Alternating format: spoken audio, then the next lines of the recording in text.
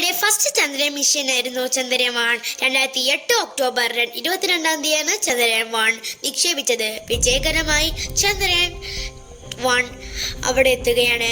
അപ്പോഴാണ് ISROയ്ക്ക് സെക്കൻഡ് പ്ലാനായ ചന്ദ്രയാൻ 2 തോന്നുകയാണ്. അതോടെ ഏറെ നാളത്തെ പ്രയത്നത്തോടെ ചന്ദ്രയാൻ 2 നിക്ഷേപിക്കുകയാണ്. ഏറെ പ്രതീക്ഷയോടെ ചന്ദ്രയാൻ 2 വിട്ടെങ്കിലും നിരാശയായിരുന്നു. ചന്ദ്രയാൻ 2 ചന്ദ്രനിൽ തന്നെ പതിക്കുകയാണ്.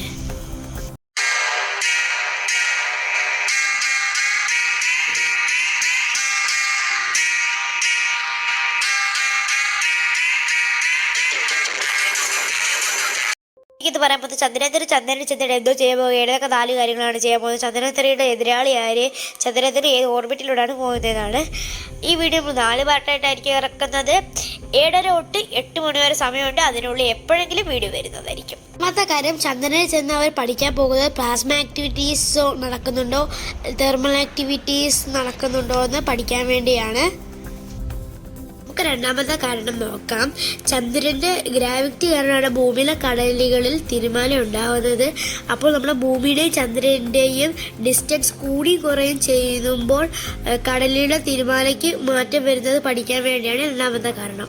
മൂന്നാമത്തെ നമ്മുടെ ലക്ഷ്യം എന്ന് പറഞ്ഞാൽ ചന്ദ്രനെ കേൾക്കുകയാണ്.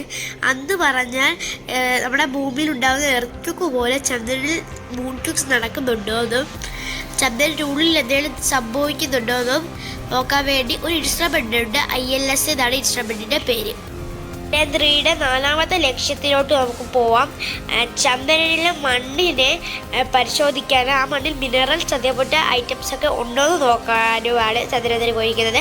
പിന്നെ ചന്ദ്രയാൻ ഓർബിറ്റ് ഇതാണ്, ഇങ്ങനെ കറങ്ങിയാണ് പോകുന്നത്. കാരണം എന്ന് പറഞ്ഞാൽ ചന്ദ്രയാൻ അത്രയും ബഡ്ജറ്റിൽ ഉള്ളതല്ല, 614 കോടിയാണ്. പിന്നെ അത്ര ഫ്യൂവലും വേണ്ടാത്തൊരു ഓർബിറ്റാണ് ഇത്. അത് ഗ്രാവിറ്റി ഉപയോഗിച്ചാണ് പോയിരിക്കുന്നത്. ഇനി നമുക്ക് നോക്കാം ചന്ദ്രയാൻ 3യുടെ എതിരാളി